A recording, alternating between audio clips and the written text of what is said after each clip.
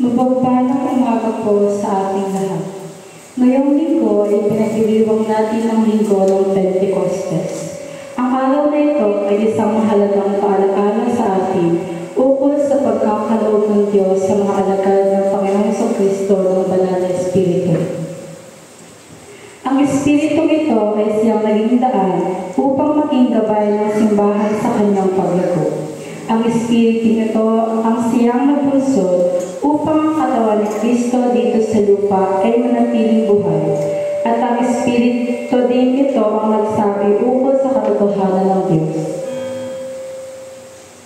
Kaya ang katawan ni Kristo, ang simbahan ay kanyang pinagkalooban ng Espiritu Santo upang makapanahan lagi sa Kanya at may pagpatuloy ang kanyang naumpisahang misyon dito sa lupa. Ating din pong isama sa ating mga panalangin ang nagdiriwang at magdiriwang ng kanilang karawan na sina Geraldo Rianzares, Jessica Bulan, Freddy Villavicencio, Judy Rianzares, Raiza Ricanya at Jake Ricanya. Magsitayo po ang lahat at atin pong awitin ang pambungad na awit.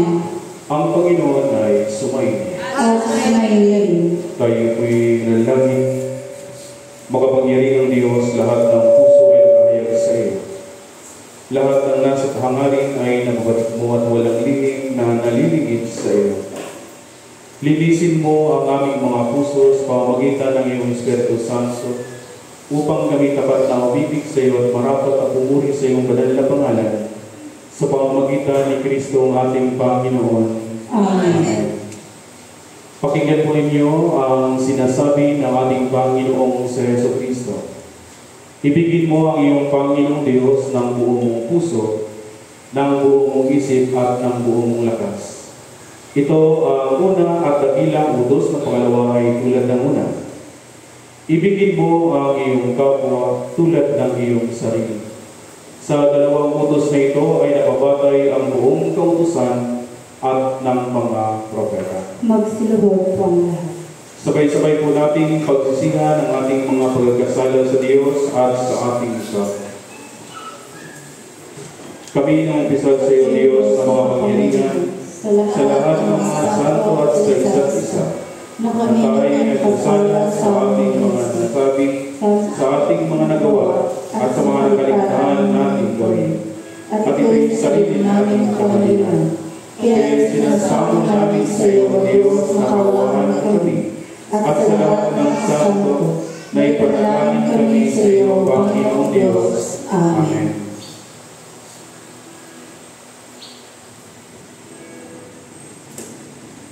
Kaawaan kayo ng mga pangyarihang Diyos, patawarin kayo ng inyong mga kasalanan, at patnubayan kayo sa buhay na walang hanggan.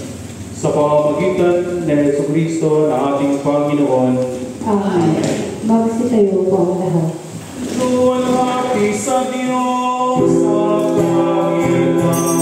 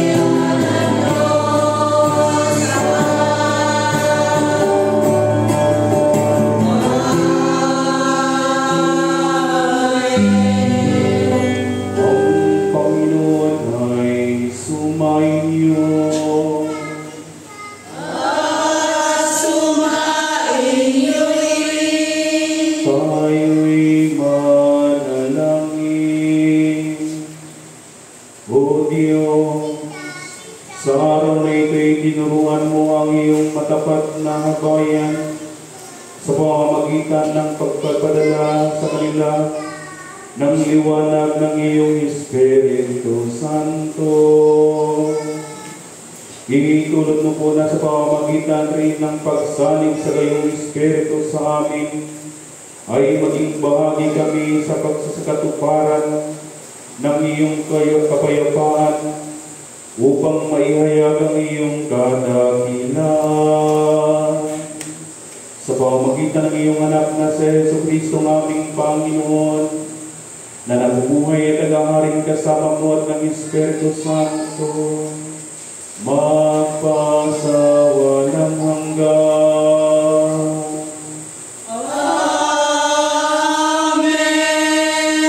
Tayo manalangin, makapangyarihan at walang hanggang Diyos. Kami pinagpapasalamat sa buhay na ito na kung saan patuloy na ipinagkaloob mo sa amin upang kami magkatipon dito sa iyong bahay panalangin para pasalamatan ka sa lahat ng biyaya. Pero din po sa lahat ng magdiriwang at nagdiriwang po ng kanilang mga karawan, lalo-lalo na kina Gerardo Rianzares, Jessica Bulan, Freddy Villavicencio, Judy Rian Sares, Raisa Ricania, ganoon din po sa aming kapatid na si Jake Ricania, na nawa o Diyos patuloy mo na silang pagkalooban ng maraming marawang kaarawan sa kanilang buhay. At naway patuloy mo silang ingatan sa pamamagitan ng Espiritu Santo.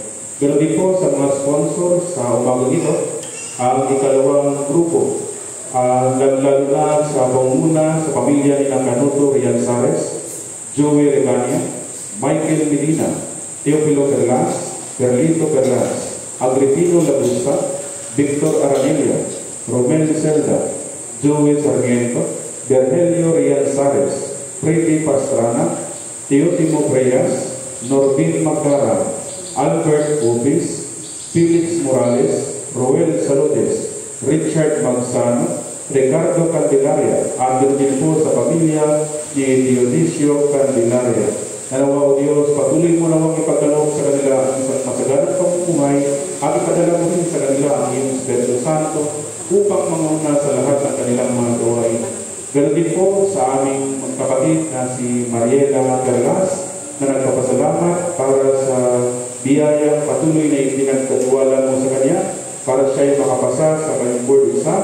Nanawa o Diyos, patuloy mo din siyang ingatan sa pamamagitan ng Espiritu Santo at ipagkaloob mo sa kanya ang pagpapalang biyaya. At ang lahat ay Kristo magitan na Jesucristo aming Panginoon. Amen. Magsimpo po ang lahat para sa mga pagbasa. Ang kwento ng Toro ng Babel ay nagpapakita ng kapahangasan ng mga tao. Ito ay tungkol sa ambisyon ng mga tao na magtayo ng isang tore na aabot sa langit. Hindi upang makipag-ugnayan sa Diyos, kundi maging tanyag at huwag magkawatak-watak.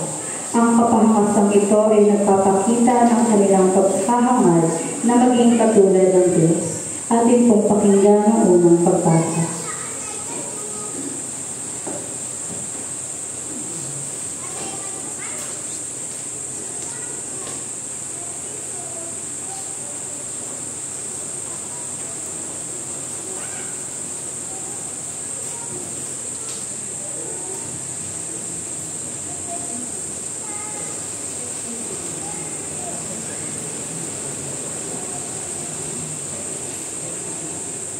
Ang unang pagbasa mula sa aklat ng Genesis, Kabanata 11, talata 1 hanggang talata 10. At ang buong lupa ay iisa ang wika at iisa ang salita. At nangyari na, sa kanilang paglalakbay sa silangan, ay nakasumpong sila ng isang kapatagan sa lupain ng Sinai, at sila'y nanahan doon. At nagsang-usapang, halik kayo, tayo'y gumawa ng mga laryo, at ating lutuin mabuti. At inaring nilang bato ang laryo, at ang benton ay inaring argamisa. At nagsipagsabi, halik kayo, magtayo tayo ng isang bayan natin, at ng isang muog, na ang paluktok niyaon ay aabot hanggang sa langit, at magtaglay tayo ng isang ngalan. Baka tayo'y mangalat sa ibabaw ng buong lupa. At bumaba ang Panginoon upang tingnan ang bayan at ang loob na itinayo ng mga anak ng mga tao. At sinabi ng Panginoon, narito sila'y iisang bayan at silang lahat ay may isang wika. At ito ang kanilang pinasimulang gawin. At ngayon nga'y walang nakasasawata sa anumang kanilang palaking gawin.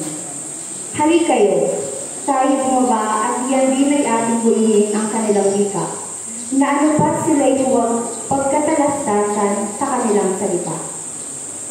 Ganito pinanabog sila ng Panginoon mula riyan sa ibabaw ng buong lupa, at kanilang iniwan ang pagtatayo ng bayan. Kaya ang pangalang itinawag ay Babel, sapagkat doon kinulo ng Panginoon ang wika ng buong lupa. At mula roon, ipinanabog sila ng Panginoon sa ibabaw ng buong lupa. Ito po ang salita ng Panginoon. Salamat sa Diyos.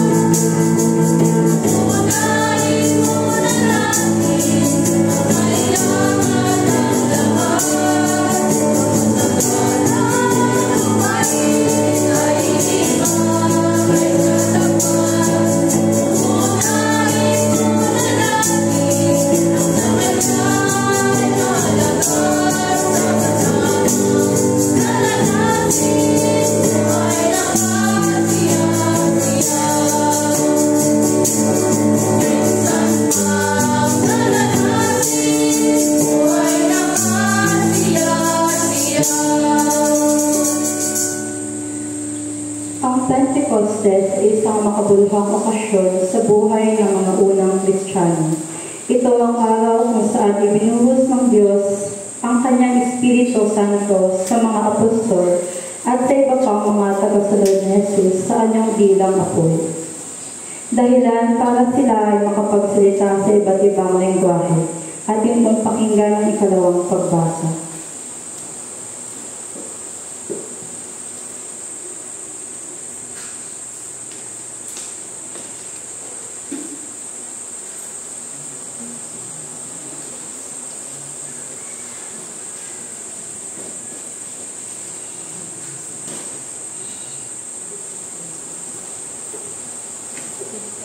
Ikalawang pagbasa mula sa Gawa ng mga Apostol, Kabanata 2, nagsisimula sa unang talata hanggang talata 21.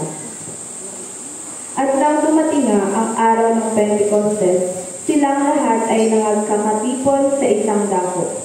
At biglang dumating mula sa langit ang isang ugong na gaya ng isang humahagis na hangin malakas at pinuno ang buong bahay na kanilang kinauupuan. At sa kanila ay may nagpakitang mga bilang kawangis ng apoy na nagkabahagi at lumapos sa bawat isa sa kanila. At silang lahat ay nangapuspos ng Espiritu Santo at nangapagsimulang magsalita ng iba't ibang wika, ayon sa ipinagkaloob ng Espiritu sa kanilang salitain. May mga nagsisitahan ng mga Jerusalem na mga Hudyo, mga lalaking relihiyoso na buhat sa bawat bansa sa ilalim ng langit. At nang marinig ang ugong na ito, ay nangagtipo ng karamihan at nangamaang sapagkat ang sa kanila ay narinig ng bawat isa na sinasalita ang kaniyang sariling wika. At silang lahat ay nagtaka at nagsipag-ilala na nagsasabi, narito, hindi baga mga Galileyong lahat ang mga nagsisipagsalitang ito. At bakit nga naririnig ng bawat isa sa atin ang ating sariling wikang kinamulatan?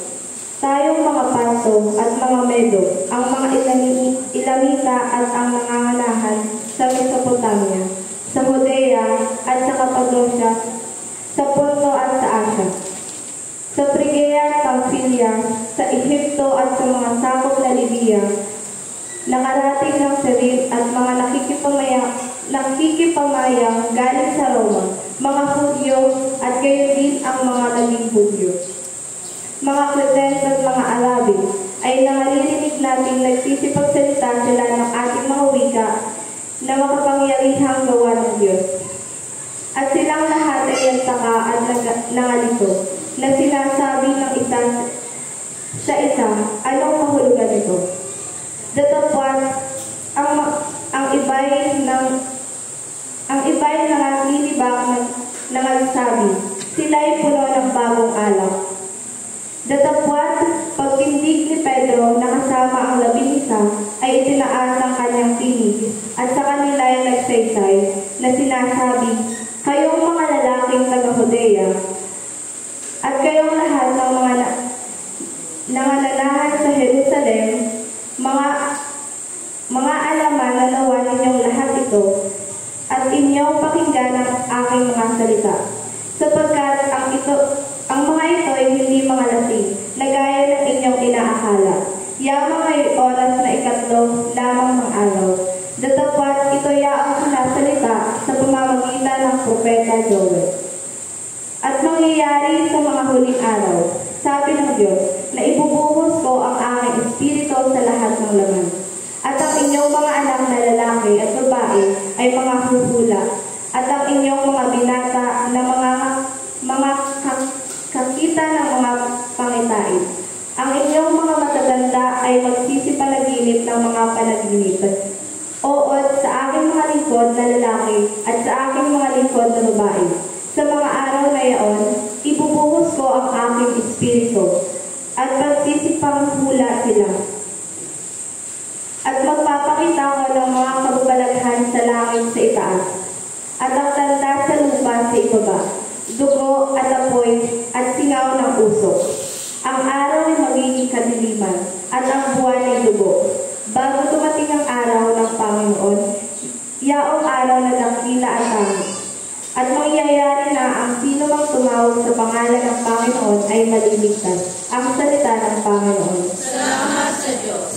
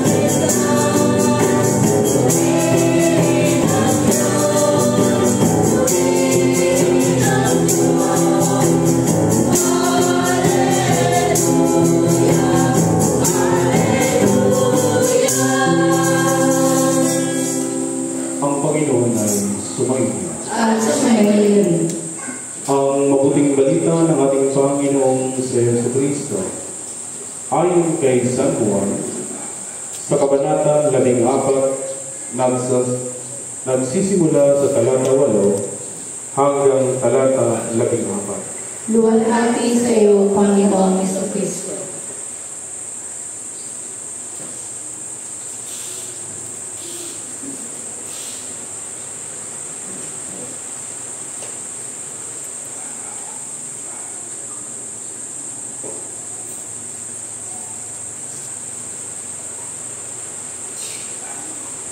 Sinabi sa kanya ni Felipe, Panginoon, ipakita po ninyo sa amin ang Ama, at masisiyahan na kami. Sumagot si Jesus, matagal na ninyo akong kasama, Felipe. Di yata't hindi mo pa ako nakikilala. Ang nakakita sa akin ay nakakita na sa Ama. Bakit mo sinasabing, ipakita mo sa amin ang Ama? Hindi ka ba naniniwalang ako'y suma sa Ama at ang Ama'y suma sa akin? Ang mga salitang sinasabi ko ay hindi ko sinasabi sa ganang aking sarili. Ang Amang suma sa akin ang gumaganap ng kanyang mga gawain. Maniwala kayo sa akin. Ako'y suma sa Ama at ang Ama'y suma sa akin. Kung ayaw ninyong maniwala sa sinasabi ko, maniwala kayo dahil sa mga gawang ito. Sinasabi ko sa inyo, ang mananalig sa akin ay makagagawa ng mga ginagawa ko at higit pa rito, sapagkat pupunta na ako sa Ama. At anumang hilingin ninyo sa Ama, sa aking pangalan ay gagawin ko, upang maparangalan ang Ama sa pamamagitan ng Anak. Gagawin ko ang anumang hihilingin ninyo sa pangalan ko. Mga kapatid, ang mabuting balita ng ating Panginoong sa Jesucristo. Pagpuri sa iyo, Panginoong Jesucristo.